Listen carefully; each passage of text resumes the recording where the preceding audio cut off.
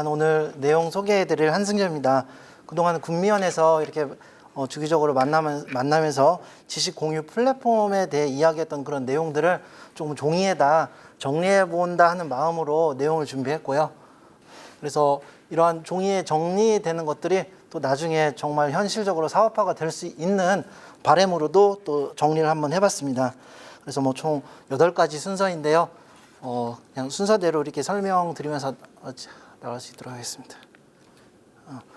모건 프리만이라는 배우인데요.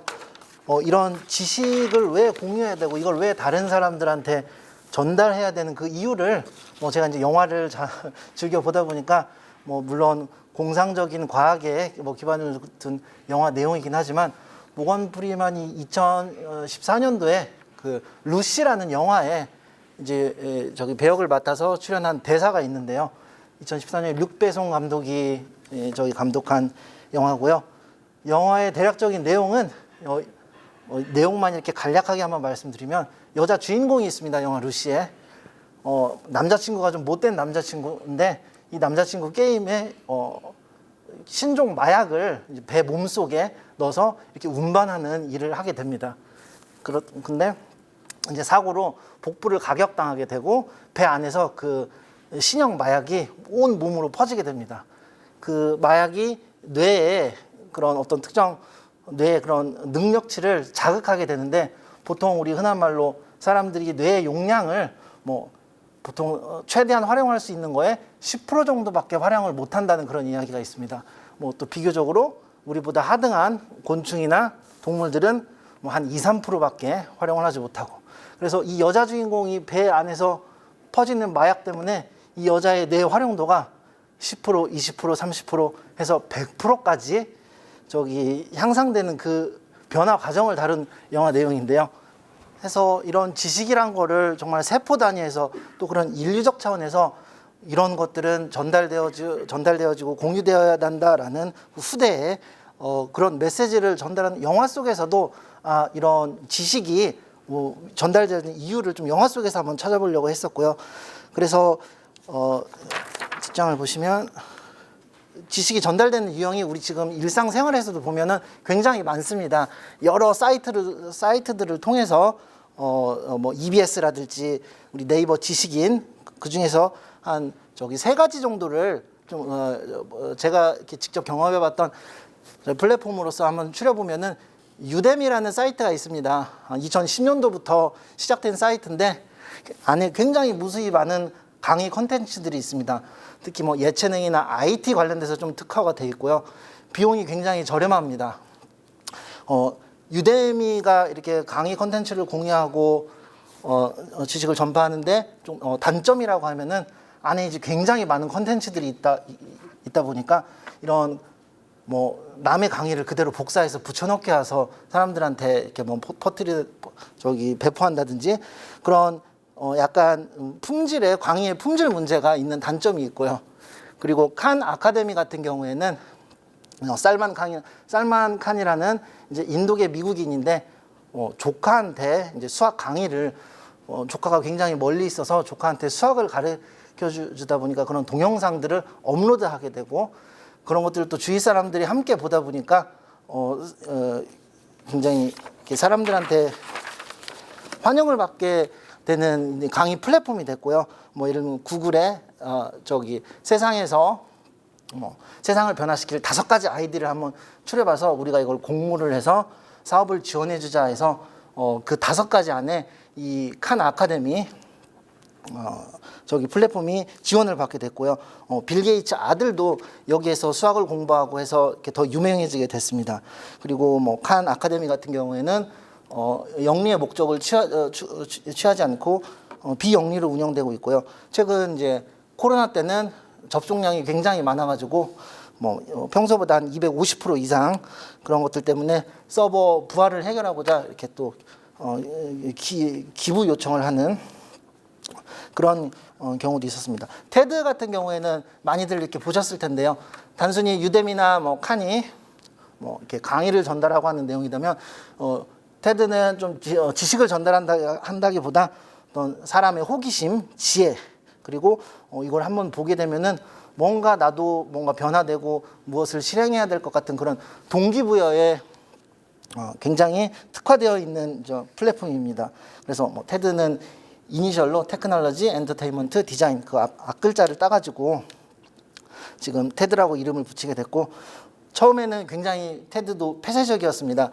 뭐 그 강의를 비용을 지불한 사람들에게만 공유하고 했던 것이 운영자가 바뀌게 되면서 굉장히 테드에 참여에 청중으로 들어가는 비용이 최소 700만 원에서 뭐 1,500만 원까지 관중으로 참여하는 것조차도 비싼 비용으로 참여를 하게 되는데, 뭐 강연자로 나서는 사람들을 보면은 뭐 저기 유명한 요리사, 그리고 뭐 노벨상 수상자, 또는 뭐 예전에 클린턴하고 스캔들이 났던 르헨스키도 저기 강단에 서서 강연으로 참여해서 뭐 기립박수를 받기도 했었고요. 테드 같은 경우에는 한 18분 동안 진행이 되는데, 뭐 18분이 15분 같은 경우에는 정말 핵심을 전달하는 데는 15분이 짧고, 딱 한 티타임 정도 할 18분이 강연 길이로 적당할 것 같다 해서 18분의 시간 동안 이제 강연이 연사를 하는 것이고, 청중료가 비싸긴 하지만 그 다음날 바로 또 무료로 인터넷상에서 배포하기 때문에 사람들한테 많은 관심을 받게 됐습니다. 그래서 이제부터는, 이 장부터는 정말 우리가 실질적으로 한번 지식 공유와 관련돼서 만들어보고 싶은 이 플랫폼에 대해 이야기할 건데요. 우측에 보면 이제 당근과 저기 소모임이란 모바일 베이스 앱이 있습니다. 당근은 뭐 사용 안 해보신 분들이 없을 테고, 이것을 사용해 보기 전에는 정말 이게 얼마나 신속하고 신뢰성 있게 내가 원하는 상품을 구입할 수 있는지 체험하지 않으면 모릅니다. 이제 소모임 같은 경우도 사용자가 거의 300만 명 이상이고, 근거리를 기반, 두 개 다 공통점은 근거리를 기반으로 한 근거리 기반 플랫폼이고요. 소모임 같은 경우에는 동호회, 내가 이제 뭐 골프를 좋아한다, 아니면 뭐 수영을 한다 하면은 그 근거리에 있는 사람들을 이렇게 연결시켜주는 그런 모바일 플랫폼입니다. 그래서 당근도 지금 최근에는 뭐 지식과 관련돼서 이야기한다면, 최근에 서비스하는 게 오늘은 파스타 어디가 맛있지? 오늘은 뭐 어디 가면 생선을 좀 더 싸게 살 수 있지? 그런 것, 동네 생활에 관련된 서비스를 하기도 하는데요. 이런 우리가 지금까지 고민해왔던 게 지역에 기반한 지식 공유 플랫폼이기 때문에 당근마켓에서 거래되는 물건을 저희가 만약에 그냥 지식하고 대체를 해서 생각해보면 이런 지역에 있는 전문가들이 제공하는 그런 컨설팅이나 솔루션들을 굉장히 지역에서 궁금한 사람들이 있을 때 그것이 신속하게 전달이 되고, 또 뭐 집단의 지성이라고도 얘기할 수 있는데, 당근마켓 같은 경우에는 어디에 누가 어떤 물건을 가지고 있는지 굉장히 실시간으로 보여주듯이, 우리 지역에서 누가 어떤 지식을, 누가 부동산에 관해 전문가이고, 누가 법률 전문가이고, 또 뭐 누가 원룸을 구하는지, 그런 것들에 대한 정보를 신속하고 정확하게 전달해 줄 수 있는 그런 지식의 플랫폼이 필요하다고 봤습니다. 뭐 텍소노미, 폭소노미라고 있는데, 우리가 이제 지식을 나누는 기준에 대해서 이야기하는 단어인데요. 텍소노미 같은 경우에는 뭐 이제 우리가 이제 지식을 다 취합하고 그것들을 분류하고 배포할 때 이야기하는 것들인데요. 뒷장에서 또 얘기하겠지만, 텍소노미는 이제 우리가 백과사전을 분류하는 그런 분류법이고요. 폭소노미는 뭐 그 역으로 백과사전처럼 분류해서 지식을 하는 것이 아니고, 뭐 인스타그램의 해시태그처럼 내가 필요한 정보를 해시태그를 걸어서 올려놓으면은 그것들을 그냥 카테고리에 분류 없이 누구나 다 접근 가능한 그런 지식에 대한 분류법도 우리가 한번 짚어봐야 될 게 있고요. 그래서 이러한 것들 신속하고 뭐 굉장히 포괄적인 집단의 그런 전문가들의 의견, 이런 것들을 체계적으로 분류해서 이것을 생산하고 유통하고 재생산하는 것이 지금 우리 군미연이 고민하고 있는 사업이고요. 이런 지식을 분류하기 위해서 교수님과도 상의했지만, 교수님께서 생각하는 지식에 대한 분류법은 산업에 대한 분류 기준으로 지식을 구분하자라는 의견을 주셨습니다. 그래서 뭐 우리 산업이 1차에서 6차까지 있는데, 뭐 농사에 관련된 것들, 뭐 1차, 뭐 2차, 3차 운송 통신. 그래서 6차 산업까지는 뭐 보통 이제 6차 산업을 농어촌, 융복합, 다기능 복합 산업에 관한 그런 정보들, 이러한 것들을 지식을 우리가 취합하고 중간에서 유통하고 이런 분류의 기준으로 나눈다면은 좀 더 체계적인 플랫폼 서비스가 될 것 같고요. 이러한 분류 기준으로 정말 우리가 대략의 서비스를 한번 예상해보고 그 흐름, 모식도, 역할들을 한번 발생 순서에 따라 얘기한다면, 뭐 내가 원룸이 예를 들면 내가 뭐 원룸이 필요하다 하는 그런 의뢰인이 분산대 앞에 원룸은 뭐 어디가 괜찮을까요? 라고 했을 때 그런 것들을 운영사는 데이터베이스에 등록하고 이런 원룸에 대한 정보를 가진 사람들, 어드바이저들, 꼭 이제 뭐 원룸이라고 하면 공인중개사가 될 수 있겠지만 좀 더 고차원적인 지식 정보들에 대해서는 필요에 따라 뭐 학교 내에 있는 전문가들, 그리고 뭐 학교 밖에 있는 법률가들이 될 수도 있을 테고요. 이러한 운영사를 통해서 운영사는 데이터베이스를 등록하고, 그리고 어드바이저와 의뢰인을 서로 매칭시켜주고, 필요에 따라서는 의뢰인하고 어드바이저가 수시로 서로 묻고 답할 수 있는 그런 플랫폼을 한번 만들어 보는 게 이제 예상이고요. 이런 플랫폼이 되기 위해서는 뭐 학교 안팎으로 200명, 300명 정도의 그런 전문가들이 플랫폼에 좀 참여해야 된다고 보고요. 이런 플랫폼을 딱 만들어 놓고 서비스를 할 수 없는 게 이제 뭐 배달의 명수를 예로 든다고 하면은 지금 배달의 명수에 가맹점들이 1000개 내외 정도 이렇게 들어와 있는데, 사실 배달의 명수 플랫폼을 딱 처음 만들어 놓은 아무 빈 상태에서는 플랫폼으로서의 가치가 전혀 없었습니다.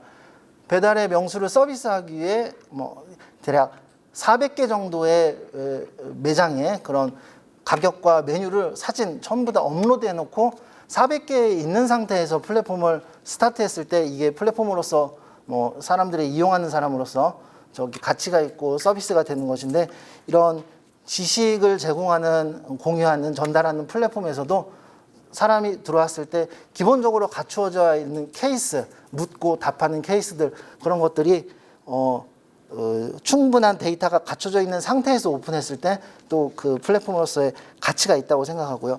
이 안에서 거래되는 정보의 내용들은 뭐 다 사실 당근도 그렇지만 가장 중요한 키워드는 신뢰도인 것 같습니다.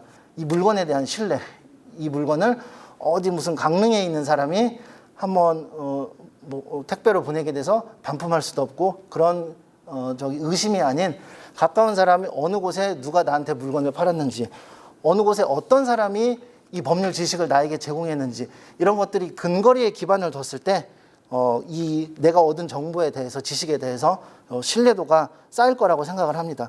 그래서 플랫폼 안에서 이루어지게 되는 이런 정보의 품질은 이런 사람들의 이름이 다 실명으로 되고, 그리고 뭐 내가 쉽게 인터넷이나 구글링을 통해서 아니 또는 문헌 정보를 통해서 얻을 수 있는 정보들이 아니라 정말 실생활에서 접할 수 있는 그런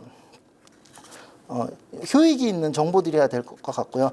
이런 정보 품질을 제공하기 위해서는 뭐 학교 안팎의 전문가라면 기업이 활동할 때 필요한 그런 정보들, 또 기업 내에서 전문가들이 밖으로 어드바이저 해줄 수 있는 그런 정보들이 포함될 수 있을 것 같습니다.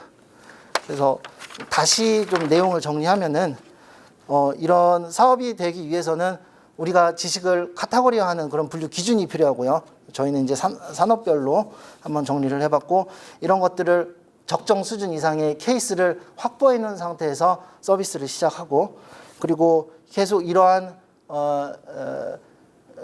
샘플로 올려놓은 이런 케이스들이 사람들로 하여금 공유되고 또 실질적으로 질문을 하게 되고 답하게 되는 그런 마케팅의 과정들이 필요하고, 마지막으로 이런 것들이 서비스 되기 위해서는 어떤 신속한 기준이 있어야 될 것 같습니다. 운영사는 올라온 질문에 대해서 1시간에서 24시간 안에 전문가를 찾아 매칭을 하고 답을 피드백해주는 그 중간에서 교량 역할을 하는 그런 신속성이 필요하고요.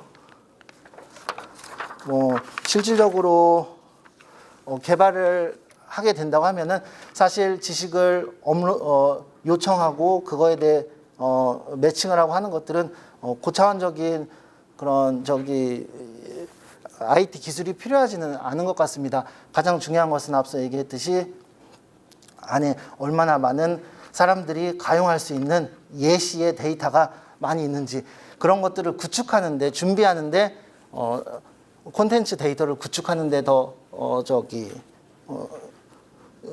개발 기간에 더 중요한 포션으로 많이 되어 있고요.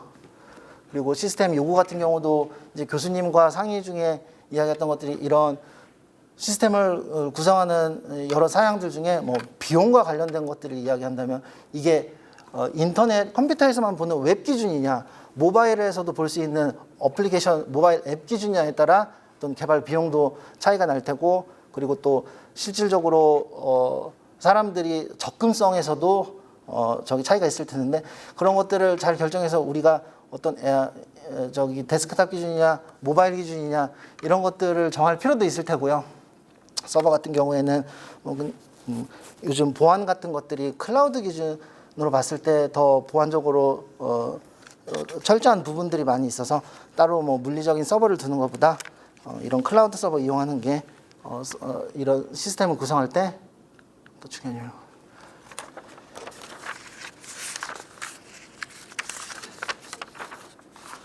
그래서 이런 것들이 구현되었을 때 우리가 그래도 플랫폼을 출시했을 때 성공할 수 있는 요건에 대해서 생각해 봤는데요. 일단 지역에 기반을 둔 지역에 있는 전문가들을 지역에 있는 지식 수요자들에게 매칭시켜 준다 할지라도 이런 것들을 지역에 국한하지 않고 파급성 있게 전국이나 또는 글로벌하게 이런 플랫폼을 확대시킬 수 있는 그런 파급성 또한 필요하고요. 그리고 배달의 명수도 봉착하고 있는 문제이긴 하지만 어떤 플랫폼이 지속되고 사업이 계속되려면 어떤 수익 모델이 있어야 되고 그런 것들은 이제 지식 거래 체결 시스템을 통해서 구체적인 어떤 수익 모델을 설계할 필요가 있고요. 그리고 한번 방문했던 사람이 뭔가 UI나 UX에서 불편한 점이 있으면 다시 방문하지 않습니다. 그래서 사용자가 편리하게 복잡한 절차 없이 이용할 수 있는 그런 플랫폼 내에서의 편의성도 성공 요건이 될 수 있고요.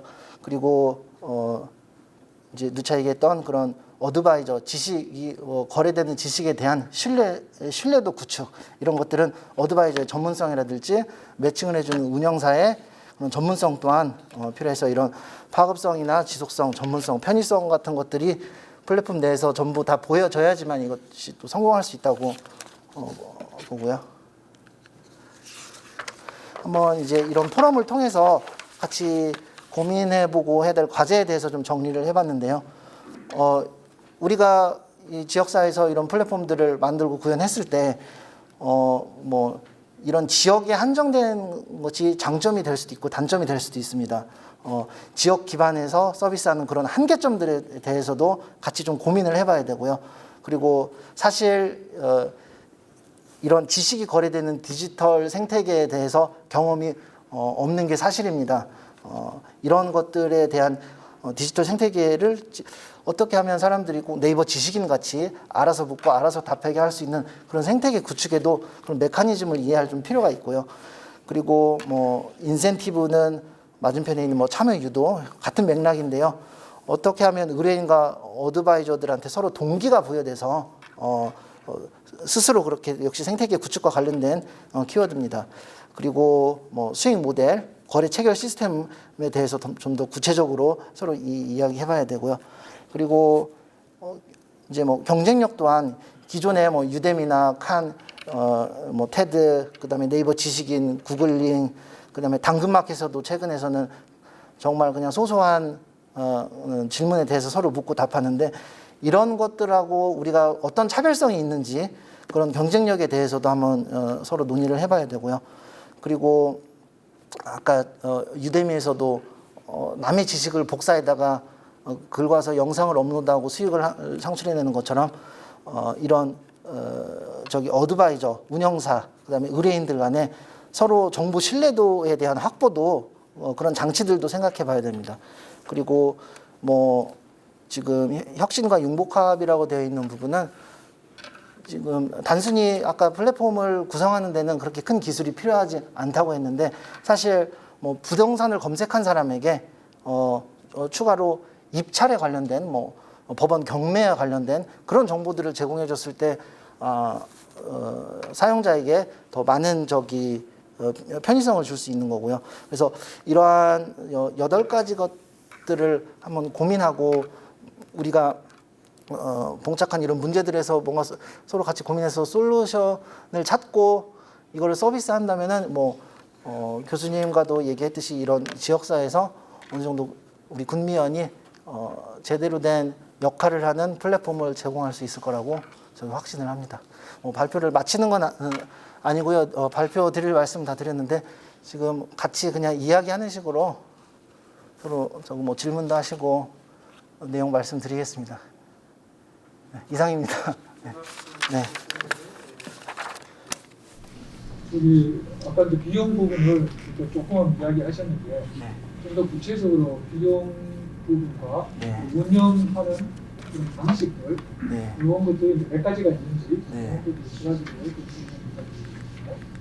비용에서 처음 이제 스타트하게 될 때 지금 여기는 이제 반응형 웹이라고 기준을 잡았는데요. 우리가 모바일 기준으로 하지 않았을 때는 비용이 굉장히 다운이 됩니다. 어떻게 보면 이런 지식 공유의 사이트의 운영사로서 하는 역할은 좀 과장해서 얘기할 수 있는 부분이기도 하지만 홈페이지를 하나 만들고 운영하는 정도. 보통 홈페이지 요즘 만드는데 4,500만 원 선에서 원하는 기능들, 결제 기능들, 채팅 기능들 이런 것들 다 구현해낼 수 있습니다. 하지만 이게 일단 모바일로 넘어갔을 때는 그게 뭐 이제 모바일도 하이브리드가 있고 네이티브 기준이 있긴 한데 모바일로 넘어갔을 때는 그 단위가 이제 5천만 원 단위가 되는 것이고요. 교수님과 이거 협의했을 때 교수님께서는 이제 비용적인 부분 때문에 그 웹페이지 기준으로 접근하는 건 어떨까라고 이제 이야기해 주셨는데 요즘 같은 경우 이제 제 생각에는 아무래도 사람들 접근성이 요즘 다 모든 걸 핸드폰으로 하기 때문에 꼭 이게 뭐 비용이 5천만 원이 든다고 해서 이런 사업에 대해 검토를 하는 것보다 사실 뭐 이런 저 같은 사람이 그냥 만들면 5천만 원이 비용이 안 들고도 개발이 가능한 부분이고요. 어쨌든 우리가 정해야 될 거는 비용 때문에 제가 좀 의견을 드리고 싶은 건 비용 때문에 웹페이지 기준으로 하는 것보다 모바일 기준으로 서비스하는 것이 앞으로 이것들 더 사람들이 많이 사용하게 하는 데는 어떤 방향성은 맞다고 보고 비용은 뭐 구체적으로 교수님께서 이게 얼마냐라고 하면은 뭐 500만 원 내외에서 그냥 플랫폼 정도는 저희 구현하는 것이 가능하고요. 그리고 말씀하셨을 때 배달의 명수도 플랫폼 자체 개발하는 데는 1억 2천의 비용이 들었는데요. 1억 2천 말고도 정말 산출을 할 수는 없지만 8명의 직원들이 400개 매장의 데이터를 업로드하기 위해서 석 달 동안 딱 그 특정 시간대에 매장을 방문해서 사진을 받고 메뉴를 입력하고 그런 작업들이 또 다 인건비로서 반영되는 부분이 있습니다. 그래서 뭐 사이트 구축 비용 그리고 안에 이런 데이터들을 업로드하고 작성하는 부분도 비용적으로 생각할 부분이 있는데요. 그런 부분에 대해서는 정확히 그 비용이 얼마다라고 얘기할 수는 없지만 그런 것들도 어떤 특정 케이스 샘플이라고는 하지만 사람들이 봤을 때 굉장히 중요한 데이터들이 오고 가는 그런 샘플 케이스가 돼야 되고요. 그런 것들을 뭐 딱히 비용으로 이야기하기는 어렵지만 그것도 적지 않은 비용이 들어갈 수 있습니다.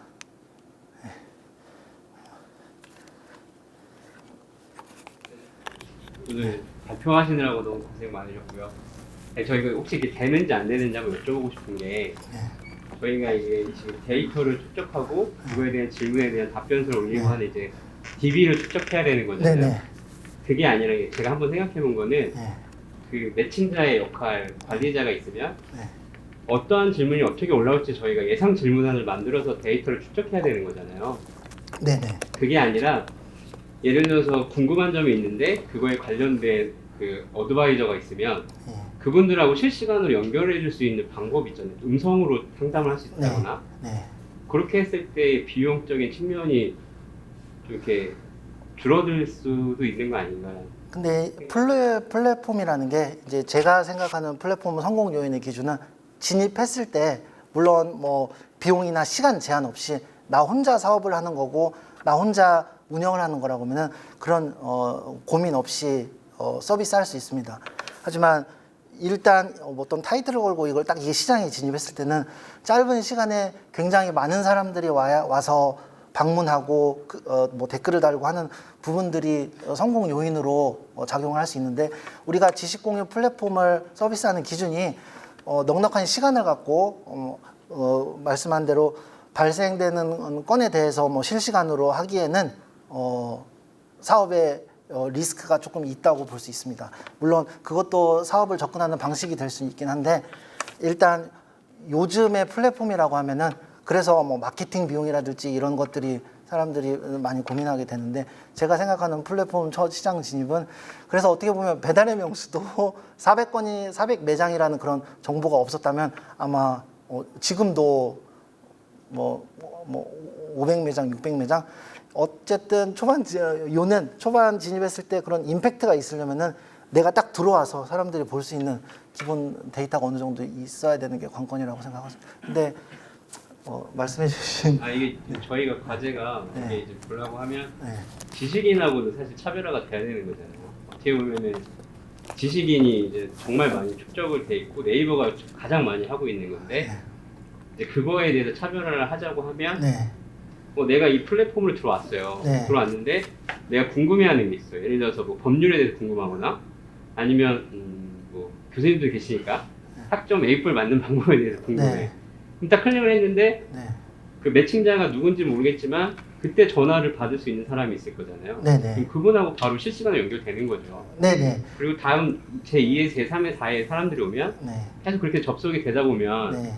어떻게 보면 이거는 정말 생생한 정보를 얻는 거잖아요. 네. 그리고 그 이제 어드바이저들도 예를 들어서 부동산이라든지 법률이라든지 하면 이제 잠재적 고객을 또 수요를 얻을 수가 있잖아요. 그래서 그렇게 하고 저는 이제 여기서 발표하실 때 생각했던 게 뭐냐면 비용을 무료로 해야 되겠죠, 당연히. 근데 회사는 무료로는 살 수가 없으니까 그 연결되는 전화가 연결되는 한 10초에서 15초간을 광고를 태우는 방법도 생각은 한번 해봤어요. 네.